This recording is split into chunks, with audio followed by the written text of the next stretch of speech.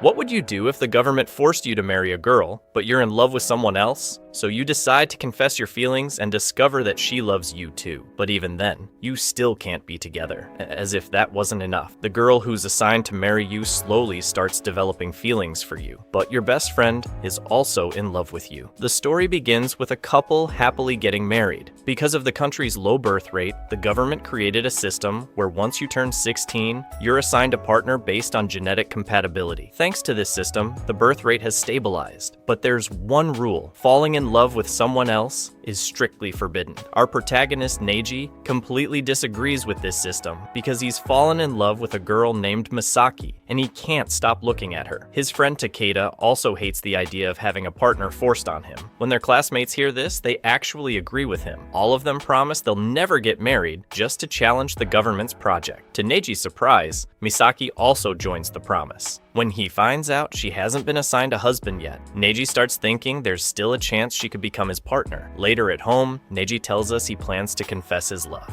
5 years ago, Neji gave her half of his eraser, and that moment marked the beginning of his feelings for her. He still keeps that half of the eraser to this day. In 2 days, Neji will turn 16, which means the government will assign him a partner. Once that happens, he won't be allowed to fall in love with anyone else. So he realizes there's no time left. Tomorrow, he's going to confess his love to Misaki. The next day, he gathers his courage and talks to her, even though she tells him she doesn't remember him at all. Neji asks her to meet him at a park at 6 in the evening. When the time comes, Neji waits and waits. 11 at night arrives and she still hasn't shown up. Thinking she isn't coming, he decides to go back home. But right then, Misaki suddenly appears and apologizes for being late. Without wasting any time, Neji confesses his love and tells her he's loved her since they were kids. Misaki immediately starts crying. To Neji's surprise, she also kept the other half of the eraser because she's liked him for years as well. To seal their love, Misaki suggests they kiss, and she doesn't hesitate to go for it. At that exact moment, the clock strikes midnight. Neji receives a notification on his phone saying Misaki has been assigned as his partner, but suddenly the message disappears. Right then, some government officials arrive to inform him that his partner has been assigned. The paper they give him shows the name of a girl called Sanada. Neji tries to explain that Misaki was already assigned to him. The woman tells him that must have been a mistake and assures him that the partner on the document is the correct one. Then she simply leaves. Misaki congratulates him on his birthday and says she'll treasure this memory forever. Then she runs away. Neji desperately chases after her until he finally catches up and hugs her tightly while telling us how much he loves her. The next day, Neji should already be living with his assigned partner, but instead, he goes to school and declares that he refuses to get married. Because of that, he's sent to the principal's office so he can reflect on his decision. On the other side of the door, Misaki appears. She tells him to forget about her and go meet the partner that was assigned to him. With no other choice, Neji travels with his parents to meet the girl he's supposed to marry. And to his surprise, she's just as beautiful as Misaki. This is how Neji finally meets Sanada. Sanada immediately notices Neji's lack of interest. She gets angry and calls him rude, saying she no longer wants to marry him. At the request of the parents present, Neji goes to look for her. He finds her alone in another room. Suddenly, she grabs his arm and pulls him closer, and they ended up in an awkward position.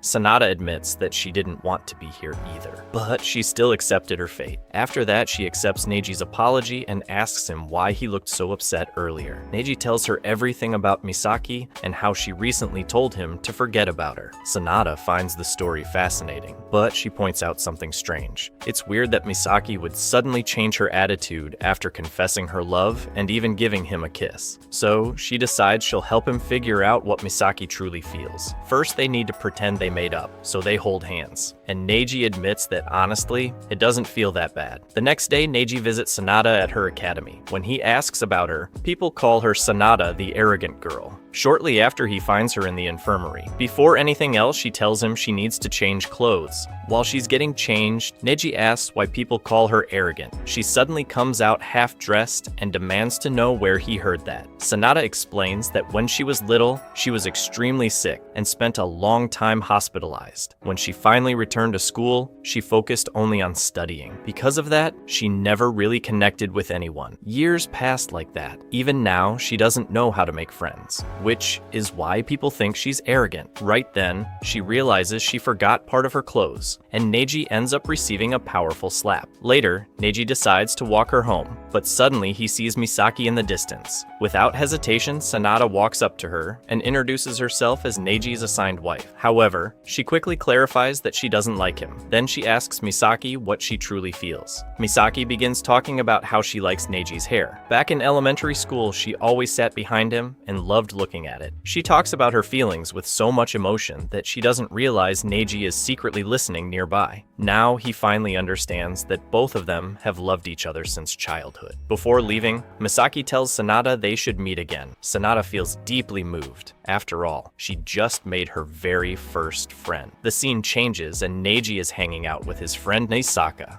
He tells us that after everything that happened, he and Misaki now act like complete strangers.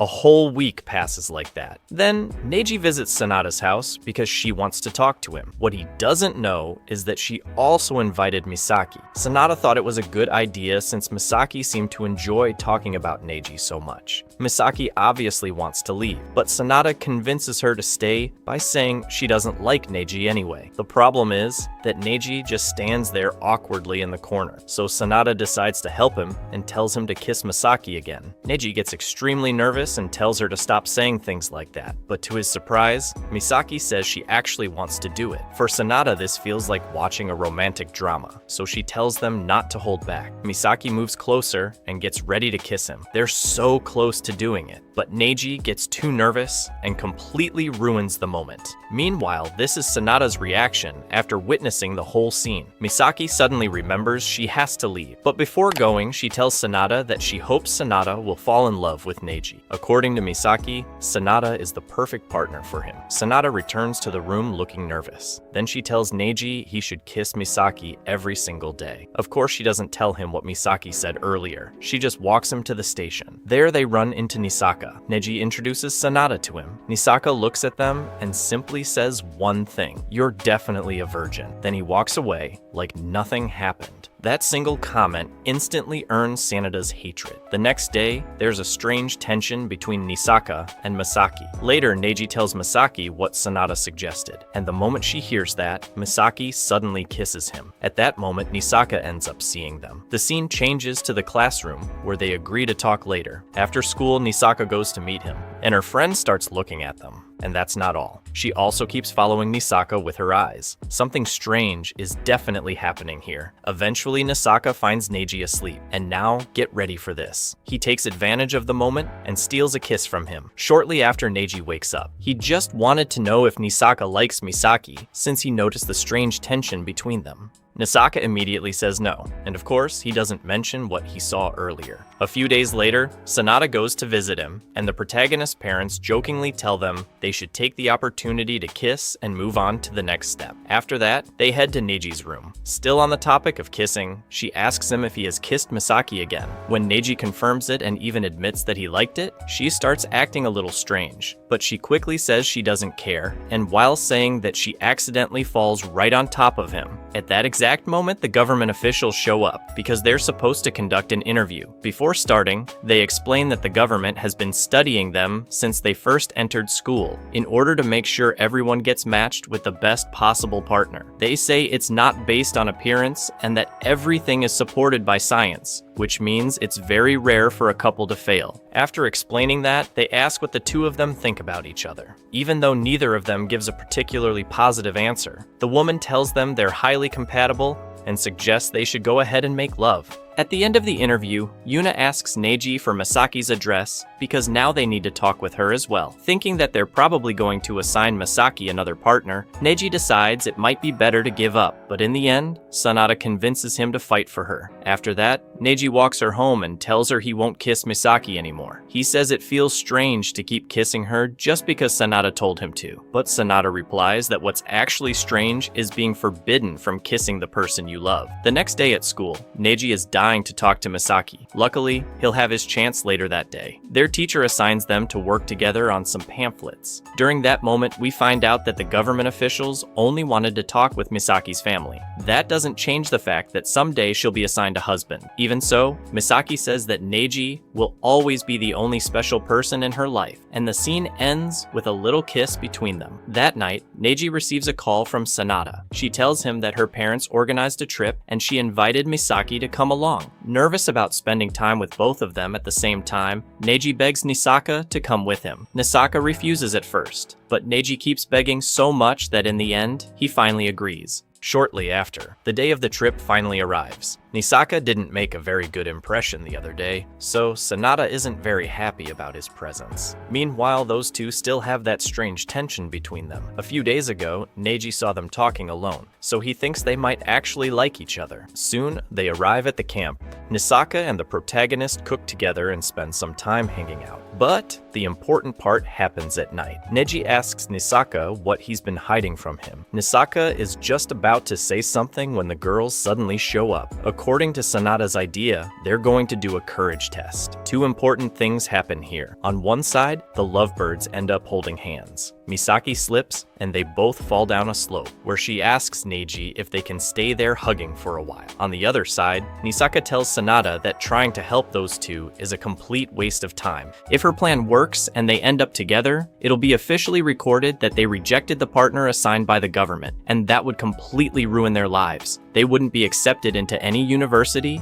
and no company would ever hire them. Sanada responds that she just wants to see them happy. Right then, they start following a mysterious light and eventually spot the lovebirds below. So they go down to join them and look for another way out together. While walking, they suddenly come across a beautiful view. Everyone ends up holding hands, and the protagonist tells us he wanted to keep living moments like this with all of them. But then he gives us a spoiler, because apparently that wasn't possible. What we see next is a scene where this little couple completely gives in to their love. But relax, it was all just a dream. Still, it suggests that she's starting to develop feelings. At school, we meet a girl named Saka, who asks Sanada if they can be friends. I'm not sure if that's important, but I'm mentioning it just in case. Now, back to the important part. Neji thought that after everything that happened, his relationship with Misaki would get better. But unfortunately for him, she actually started avoiding him. Later, Neji attends a kind of special meeting organized by the government. Everyone there came with their assigned partner, including his friend Tanaka, who looks pretty happy about it. After a while, Sanada arrives looking absolutely beautiful. Neji immediately notices that she's wearing her hair down and tells her she looks really pretty. Then she gives him a keychain of his favorite character, and that makes him incredibly happy. Neji also gives her one, and Haruka comments that they look like they're in love, which makes Sanada blush a little. Nervous, she quickly says they're wrong, that she's never even thought about kissing him, and then she runs away. During the meeting, Yuna starts talking about the advantages of making love. Basically, it's a lecture meant to encourage them to get intimate. They even show them a video that's so graphic that some people in the room actually start getting a little excited. Sanada becomes extremely nervous when she realizes the video shows exactly what she dreamed about the night before. Meanwhile, Neji starts imagining things with Misaki, and as if that wasn't enough, at the end of the meeting,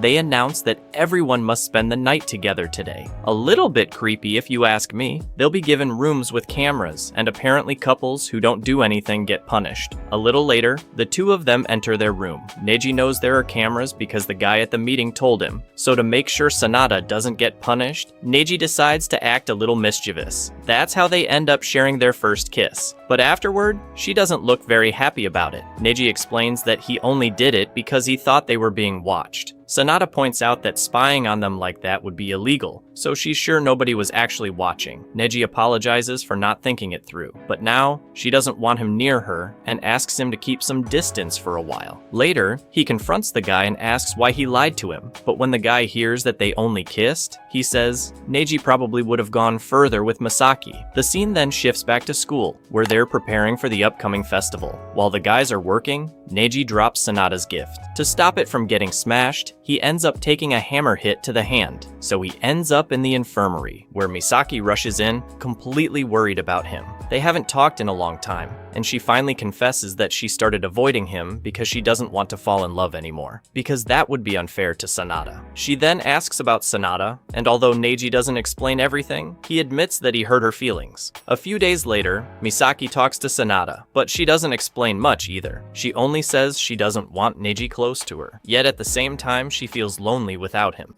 Days keep passing, and Sanada never replies to his messages, until one day she finally sends him a letter. She apologizes for not responding, and explains that she didn't understand her own feelings yet. She asks him to stop worrying about her, and says they should visit one of her favorite places together, and that fills Neji with immense happiness. But Misaki isn't happy at all. The last time she talked to her friend, she realized that Sanada actually likes Neji. The problem is that Sanada has no experience, so she hasn't even realized that what she's feeling is love. Misaki could have told her, but she didn't, and now she feels selfish, saying that loving someone can be painful. Later, during a conversation with Neji, Misaki finally asks him if he has fallen in love with Sanada. Neji says he only loves her. That's when Misaki finally opens her heart. She tells him that ever since elementary school, she always wanted to be with him. And when they reached middle school, she even started wanting to kiss him. Now her love feels impossible because she wasn't chosen to be his wife. But even so, she can't stop loving him. Neji is completely shocked, but instead of saying anything, he just hugs her. In the end, Misaki says she doesn't want Sanada to be sad and asks Neji to forget everything she said. Soon, the day of the school play arrives. By the way, Misaki is playing Romeo, and Nisaka was forced to play Juliet. There's still some time before it starts, though. While waiting, Neji runs into Yajima. To make up for lying to him the other day, Yajima investigated why Misaki's name first appeared on Neji's notification, but later he was paired with Sanada. After checking the data, he confirms that Sanada is the correct match. The notification with Misaki's name was simply a mistake. Meanwhile, Sanada came to watch the play, and she hasn't seen Neji since the day they kissed. So when they finally run into each other, both of them are incredibly nervous and can barely even say hello. Then the play begins. If you watch romance anime, you've probably seen this type of scene many times. But in this anime, where love feels so complicated, the dialogue actually feels more real. After the play, Neji plans to go look for Nisaka and Misaki, but instead, he runs into Igarashi. She doesn't explain how she knows, but she tells Neji that his true wife is actually Misaki, and Sanada ends up hearing that. The girl is honestly really strange. She says Misaki has something she wants to protect, and that she's willing to lie if necessary, so she'll protect her, and then she walks away. Now Sanada starts thinking that her pairing with Neji might actually be a mistake, but Neji reassures her, saying Yajima already confirmed that she's the chosen one. Still, figuring out what that weird girl meant feels more important, so they decide to talk about the kiss later. Soon everyone gathers together again. They tease Nisaka about the Juliet costume, and then Nisaka's father invites them all to a wedding. But going back to the important part, Misaki is friends with Igarashi, so Neji manages to get her number. For now, he only sends her a message saying he wants to talk, but she blocks him instantly, so he meets with Sanada to tell her about it, and she decides to send a message herself. Surprisingly, Igarashi tells them to come see her the next day. So the next day they visit her school, but she doesn't feel comfortable talking there, so she takes them to a cat cafe. There she tells them about her past with Misaki back in middle school, but the most important thing is that she was fascinated by how deeply in love Misaki was. That's why, in her eyes, Misaki is Neji's true wife. Suddenly, Yajima joins the conversation, and once again clarifies that Sanada is the official match. In the end, Igarashi says Neji won't choose Misaki anyway, so she feels like she just wasted her time. Basically, she ends up looking like a crazy girl who was just trying to help Misaki. A few days later, the whole group attends the wedding of Nisaka's brother. The memories make Neji wonder if he'll really end up marrying Sanada. Meanwhile, Sanada thanks Misaki. She says that thanks to her friendship, she's slowly learning how to make friends. Misaki says she's happy to be her friend too, and because of that, she asks Sanada to invite her to the wedding someday. She wants to see her shine like the bride they just saw. After the ceremony, Neji realizes he forgot his phone and goes back to get it. There he finds Misaki crying. Of course he wants to help her, so she asks him to tell her he loves her, even if if it's a lie. Instead, Neji kisses her, and Sanada ends up seeing the whole thing, but silently walks away. Back home, Neji thinks that kiss was just an impulse. He feels like he shouldn't have done it because he might have hurt Sanada indirectly. A few days later, their families organize a small trip. Their parents suggest they go explore the city together. The strange thing is that Sanada chooses not to talk about the kiss at all. Instead, she spends time with Neji as if she never saw anything. Later, they return to the hotel, and it turns out their parents booked only one room for both of them. Neji promises it won't be like last time, but she says she's not angry about that anymore. So they go to the hot springs. There, she asks him if he believes in destined love. Neji tells her he studied hard just to enter the same high school as Misaki. He even improved his appearance just for her. So, to him, Misaki was his destined love back in elementary school. That makes Sanada think for a moment. She says that the person Neji has become is largely thanks to Misaki. That's why, right before going to sleep, she tells him it's better if he stays with Misaki. She explains that thanks to meeting them, she experienced many new things and even made friends at school. It hurts to let him go, but she feels it's the least she can do for them. Her plan is to pretend that they hate each other. With luck, in a few months the government will cancel their pairing. Misaki would do the same with whoever she's assigned to, and then they could finally be together. Neji starts crying, saying he doesn't want to do that. But when Sanada says she only wants to see him smile, Neji says he wants the same for her, and they agree. However, Sanada says that someday she'll fall in love with someone, and since she doesn't want to ruin that moment, she asks Neji to help her practice. So, they start practicing a little. And believe me, things got pretty intense. But then Neji starts wondering, if this isn't love, then what is? He admits that in the end, both of them decided to ignore their own feelings for Misaki's sake. He says it was the right thing to do, and yet at the same time, it wasn't. A week later, Nisaka comes to visit Neji. He was supposed to attend a photo shoot with the girls, but he feels guilty for agreeing to Sanada's plan. Still, he admits he accepted because just like he cares about Sanada, he also cares about Misaki. But Nisaka tells him he could make both of them happy, and suggests he should be honest with his feelings. So Neji suddenly runs out like a madman, and just like that, Nisaka lets the boy he likes go. Meanwhile, the girls have a conversation. Misaki doesn't agree with Sanada's plan at all. She keeps insisting that Sanada is the right one for Neji. Shortly after that, the photo shoot begins, but right then, Neji suddenly arrives, and Misaki can't hold back her tears. The photographer suggests that he should join the photo, and with that moment, the season finally comes to an end.